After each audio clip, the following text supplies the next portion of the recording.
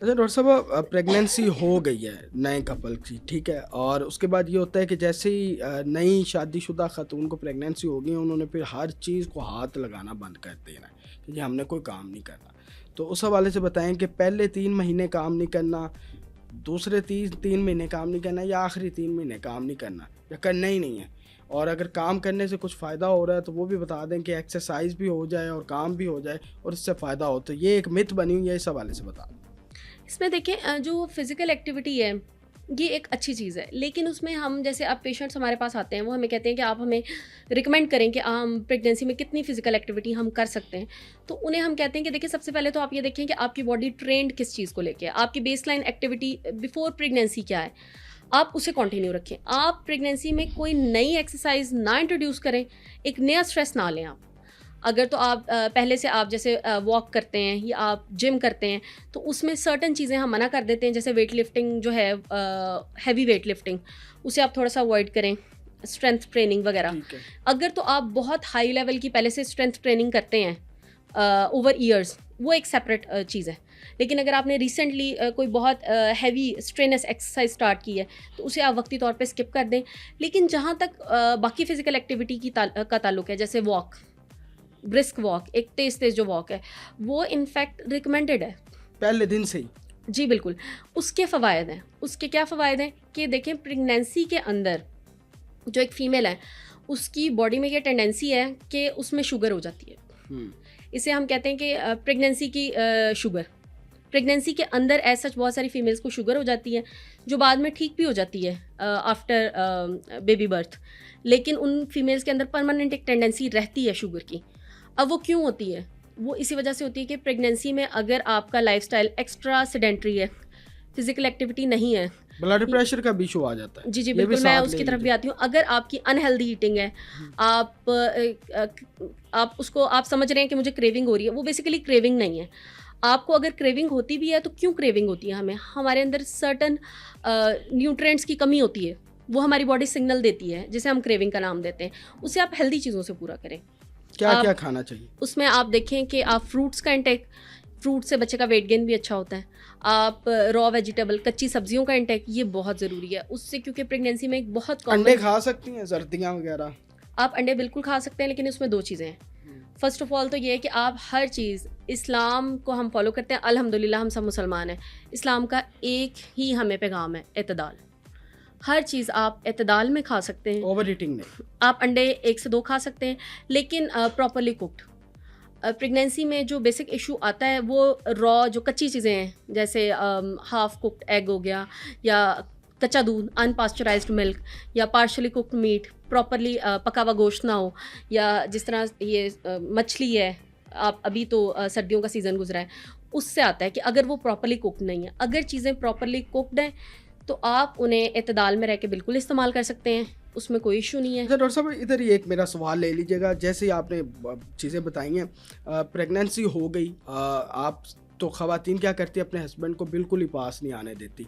क्या ये भी ज़रूरी है कि वो दोबारा जो है वो इंटीमेट ना हो पूरे 9 महीने, या इसमें कोई ऐसी बात नहीं है? इस हवाले से बता दें। देखिए इसमें सर्टन प्रेगनेंसी कॉम्प्लिकेशंस ऐसी होती हैं जिसमें हम फीमेल को टोटल बेड रेस्ट सजेस्ट करते हैं। ये आपके पिछले सवाल से भी लिंक कर रहा है। ठीक है। तो अगर तो आपको कोई ऐसी प्रेगनेंसी की कॉम्प्लिकेशन है जिसमें आपको बेड रेस्ट टोटल रिकमेंड किया, कॉम्प्लिकेशंस किस तरह की? जैसे अवल का मसला जिसे हम कहते हैं प्लेसेंटा प्रीविया, हाँ, वो ये नीचे आ एक, जाएगी जी आगे। बिल्कुल, अवल आपकी बच्चेदानी के मुंह के आगे होती बिल्कुल है, मुंह के आगे होती है। इसे हम कहते हैं प्लेसेंटा प्रीविया। तो वो पहले भी पता चल जाती है देखिए जो पहले 3 महीने में? नहीं, वो प्लेसेंटा एंड। आपका बनता ही 12 वीक्स ऑनवर्ड्स है, हाँ। 12 हफ्ते के ऊपर बनता है। और 20 हफ्ते के ऊपर जो एक इंटरनेशनल रिकमेंडेशन है एनॉमली स्कैन, जिसे हम पेशेंट को समझाते हैं कि एक बड़ा रंगीन अल्ट्रासाउंड वो किया जाता है। उसके अंदर हम आवल की पोजीशन पता लगाते हैं। तो उसमें अगर आपकी आवल नीचे आ रही है, लो लाइंग है, बच्चेदानी के मुंह के पास है, तो उसमें भी हम उसको फिर फॉलो पे रखते हैं पेशेंट को। कुछ पेशेंट्स की मूव कर जाती है, ऊपर चली जाती है विद ग्रोइंग प्रेगनेंसी। माँ के रहम का साइज़ बड़ा होता है, अवल ऊपर चली जाती है। ठीक है। और कुछ की नहीं जाती है, वो फिर आपने अपने गायनेकोलॉजिस्ट से इन टच रहना है।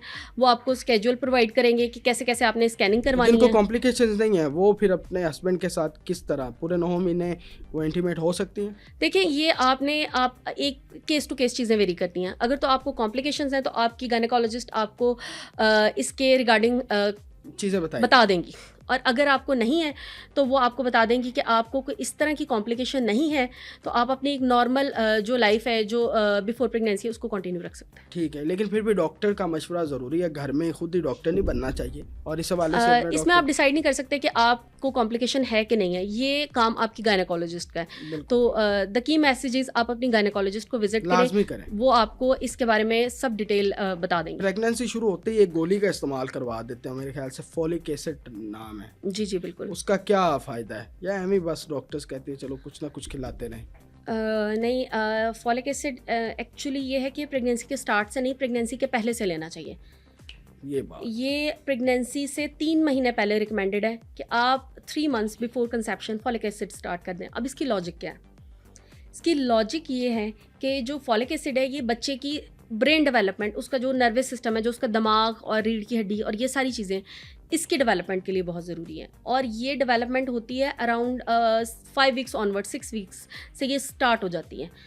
तो 6 वीक्स तक मोस्टली बच्चियों को नहीं पता लगता कि वो कंसीव कर चुकी हैं। तो अगर तो इस ड्यूरेशन में वो फॉलिक एसिड नहीं लेती हैं, वो मिस हो जाता है, तो बच्चे के दिमाग के अंदर मसाइल आ सकते हैं, जिसे हम कहते हैं न्यूरल ट्यूब डिफेक्ट्स आ सकते हैं, और ये इरिवर्सिबल है। अगर एक दफ़ा बच्चा इस स्टेज से गुजर गया है, 6 वीक्स 7 8 वीक्स जो ये न्यूरल डेवलपमेंट का टाइम है, और उससे फॉलिक एसिड नहीं मिला और उसका सारी दिमाग की डेवलपमेंट नहीं हुई, उसके बाद हम जितनी मर्जी सप्लीमेंटेशन कर दें, हम इस चीज़ को रिवर्स नहीं कर सकते। तो इसलिए रिकमेंडेड ये है कि आप 3 मंथ्स बिफोर कंसेप्शन इसको लेना स्टार्ट करें। आप इसको बिल्कुल भी मिस ना करें। और इनफैक्ट इसमें एक चीज़ मैं ऐड करूँगी कि बहुत से केसेस ऐसे हैं जिसमें high dose folic acid required है। हाँ, नॉर्मल जो हम देते हैं वो 600 माइक्रोग्राम है MCG, लेकिन कुछ केसेस ऐसे हैं जिनमें हम हाई डोज 5 मिलीग्राम रिकमेंड करते हैं। वो फिर आपके केस टू केस वेरी करती है। अगेन आप अपनी गायनेकोलॉजिस्ट को कंसल्ट करें। उसमें ओवरवेट जो हमारी फीमेल्स हैं, ओबेसिटी है, या जिनकी फैमिली में पहले ऐसी हिस्ट्री है, या जिनको और कुछ ऐसे मसाइल हैं जिनकी लिस्ट है, वो आप अपनी गायनेकोलॉजिस्ट से कंसल्ट करें। वो आपको इवेलुएट करके आपकी डोज सेट करके देंगी कि आपको कितनी डोज का फॉलिक एसिड रिक्वायर्ड है, और फिर आपका 14 वीक्स तक फॉलिक एसिड चलता है। तो वो आपने लाजमी लेना है, जो डोज आपको रिकमेंड की जाए आपने उसी पे लेना है। जैसे ही प्रेगनेंसी हो जाती है, अगर हम बात करें तो उसमें खून की कमी भी साथ बहुत ज़्यादा हो जाती है ख़वातीन के अंदर। ये बहुत मेजर इशू। ठीक है, और विनोफर मेरे ख्याल से इंजेक्शन लगते हैं। विनोफर इंजेक्शन लगवाने चाहिए या ब्लड ही लगवाना चाहिए, या दोनों के को मुतबादल कोई चीज़ है? देखिए जो अनीमिया है, सबसे पहले खून की कमी जिसे हम अनीमिया कहते हैं, सबसे पहली चीज़ तो ये है कि हमें इसकी टाइप को जानना है कि खून की कमी की वजह क्या है। अब खून की कमी की जो अगर हम अपने एरिया में बात करें, सब कॉन्टिनेंट पे, तो जो सबसे बड़ी वजह है, जो मेजर इशू है, वो आयरन डेफिशिएंसी है, फौलाद की कमी। ठीक है। अब फौलाद की कमी अगर एक औरत में हो गई है प्रेगनेंसी में, तो ये बहुत अनलाइकली है कि वो